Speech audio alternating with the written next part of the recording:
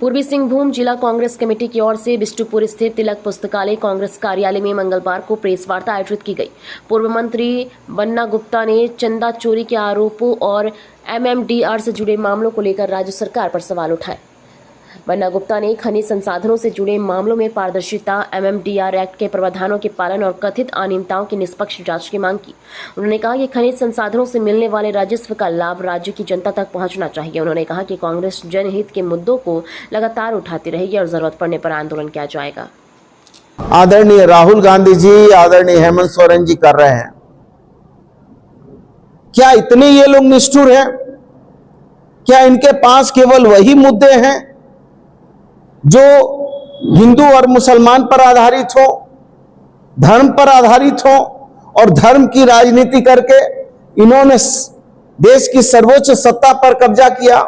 कहने के लिए मेरे पास बहुत सारी चीजें हैं कि किस तरीके से गुमराह किया है। आप सभी पत्रकार भाई स्वयं जानते हैं, चाहे वो 15 लाख का मुद्दा हो, 2 करोड़ लोगों को रोजगार का मुद्दा हो, चाहे जो है बेटी बचाओ बेटी पढ़ाओ का मुद्दा हो, चाहे वो भ्रष्टाचार का मुद्दा हो, चाहे नोटबंदी का मुद्दा हो, ऐसे बहुत मुद्दे।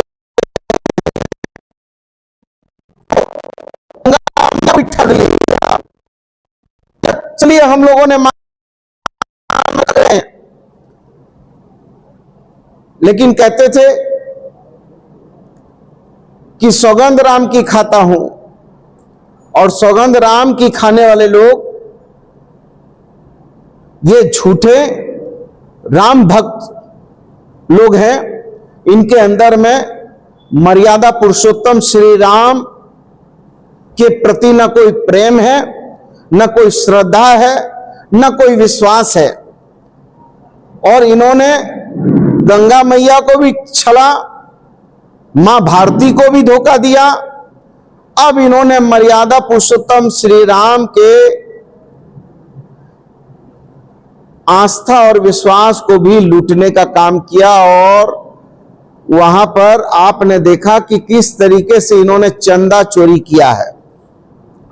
यह किसी से छुपा हुआ नहीं है, यह बीजेपी के द्वारा प्रायोजित रूप से यह चंदा चोरी करवाया गया है। और यह निश्चित तौर पर इस देश की जनता ने खुली और नंगे आंखों से इनके दोहरे चरित्र को देखा है।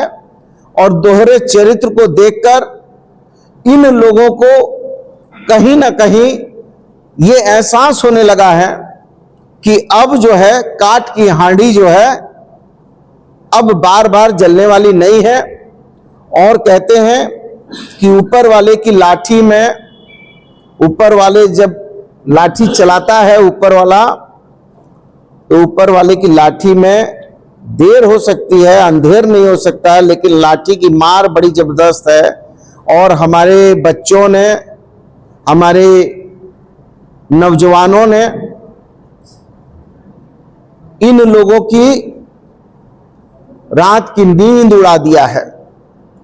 जो कल तक सदन में प्रधानमंत्री जी, गृह मंत्री जी लंबा लंबा व्याख्यान करते थे, देशभक्ति का गुणगान करते थे, और देशभक्ति की आड़ में जो है कि देश को बेचने का, अडानी अंबानी को सबको देश बेच देने का काम करते थे। सीसीएल, बीसीसीएल, रेल वेल, बंदरगाह, सबको जो है एमटीएनएल, बीएसएनएल, सबको इन लोगों ने